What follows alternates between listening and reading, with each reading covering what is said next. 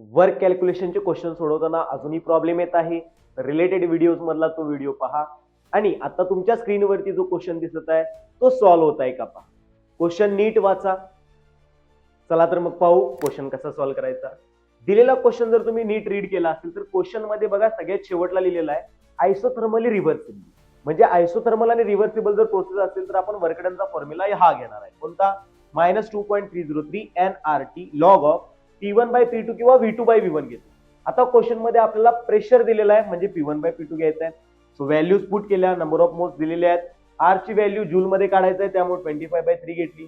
Temperature 27 degree Celsius म्हणजे 300 kelvin आणि log of 10/1. So ही जी व्हॅल्यूज आहेत त्या आपण कॅल्क्युलेट केल्या. आपल्याला वर्कडन भेटलेला आहे -17272 जूल, पण आन्सर किलो जूल मध्ये काढायचं आहे त्यामुळे 1000 डिवाइड केलं तर आपल्याला आन्सर भेटतं -17.27 किलो जूल अप्रॉक्सिमेट.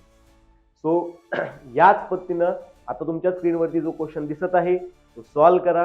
पॉज करून सॉल्व्ह करा, नीट वाचा आणि त्याचं जे आन्सर असेल ते कमेंट सेक्शन मध्ये नक्कीच सांगा.